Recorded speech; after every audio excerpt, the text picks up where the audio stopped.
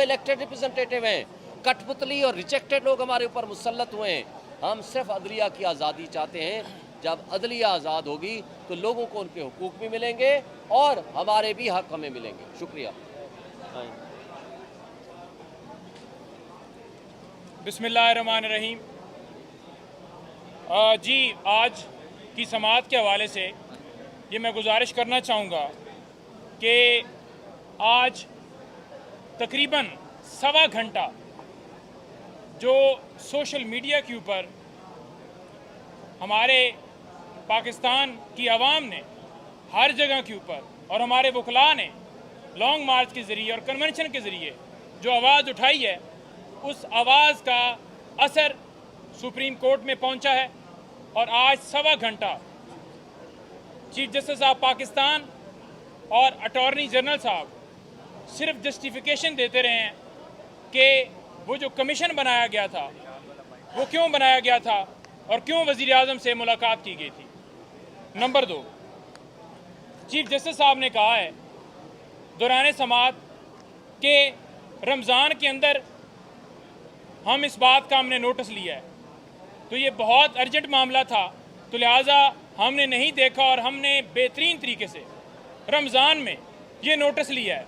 बात ये है कि जहाँ पर आप देख रहे हैं कि आपके भाई, आपके कुलीग आपसे इंसाफ मांग रहे हैं, तो आपने नोटिस लेकर सो कॉल्ड वज़ीर आज़म, उस हुकूमत जिसको अवाम ने रिजेक्ट किया है, उस हुकूमत के पास ये मामला भिजवा रहे हैं। अगर एक कातिल को आप कहेंगे कि आप कत्ल के ऊपर फैसला करो, तो क्या वो इंसाफ पे मबनी फैसला करेगा? कभी नहीं। तो लिहाजा जो बेनिफिशरी हैं उनके साथ मीटिंग क्यों की गई? दूसरी बात, चीफ जस्टिस साहब ने कहा कि 184(3) में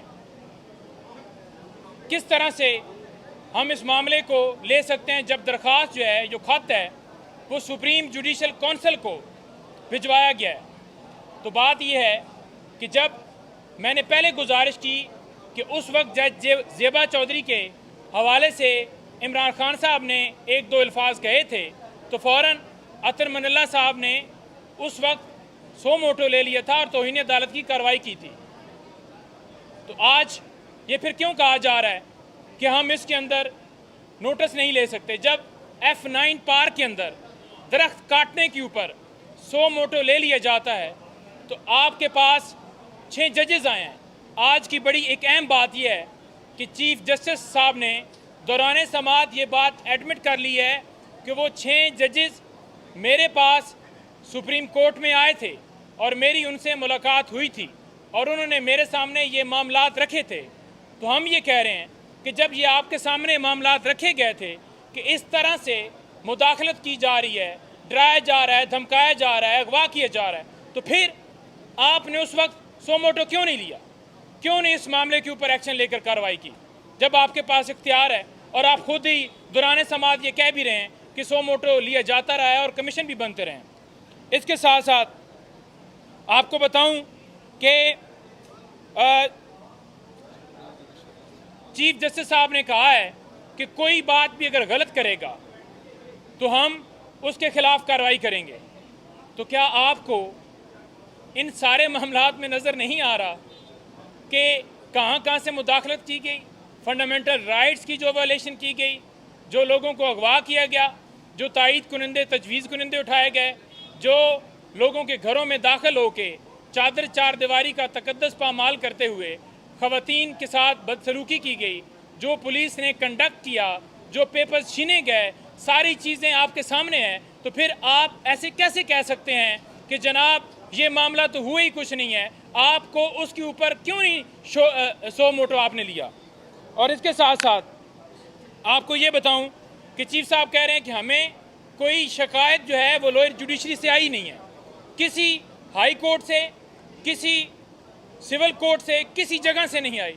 तो ये शिकायत तो पहले आपको आ गई है, आपके सामने 6 जजेस आकर पेश हुए हैं और उसके ऊपर आपने कुछ भी नहीं किया। तो आज सुप्रीम कोर्ट में जो समाअत हुई है उसके अंदर फुल कोर्ट बनाने के हवाले से अदालत ने रिमार्क्स दिए हैं कि मुशावरत के बाद उन्होंने कहा है कि मुशावरत के बाद हम फुल कोर्ट बनाएंगे तमाम जजेस, क्योंकि इस वक्त जो है वो कोई कराची है कोई कहीं है, तो इस वजह से ईद के बाद जो है समाअत जो है रखी जाएगी। तारीख में रद्दोबदल हो सकता है, लेकिन जो आज जस्टिस अतर मनल्ला ने या दीगर हमारे जस्टिस साहबान ने जो रिमार्क्स दिए हैं वो बड़े अहम हैं, जिसमें उन्होंने ये कहा है कि बुनियादी इंसानी हकूक़ की खिलाफ वर्जियाँ हुई हैं, इसको आप कैसे आंखें बंद कर सकते हैं इस मामले के ऊपर। उन्होंने कहा है कि 3 MPO के तहत लोग जो हैं, जब अदालत ने हाई कोर्ट ने हुक्म दिया कि बेल हो गई है उसे रिहा कर दो, उसके बाद 3 MPO के तहत लोग जो है वो गिरफ्तार किए गए, अगवा किए गए, बाद में 3 MPO उनके ऊपर लगाया गया। तो ये बात आज सुप्रीम कोर्ट में दोबारा कुछ जस्टिस साहबान ने तस्लीम की है और अटॉर्नी जनरल साहब उसके ऊपर लाजवाब थे। तो हम ये मुतालबा पहले भी हमने रखा है कि फुल कोर्ट एक अच्छा साइन है, लेकिन इसके अंदर हम ये कह रहे हैं कि जो किरदार हैं उनके खिलाफ डे टू डे हेयरिंग करके उनके खिलाफ कार्रवाई की जाए, उनको बुलाया जाए और ये मामला जो है एक एग्जाम्पल के तौर पर इसको बनाया जाए, ताकि आइंदा जो रिमार्क्स के अंदर भी ये कहा गया कि ये 75 ईयर से ये मुदाखलत जारी रही है और इसके ऊपर भी कोई पर्दा नहीं डाल सकता, तो ये मुदाखलत, ये जो सियासी सेल है, ये बंद होना चाहिए।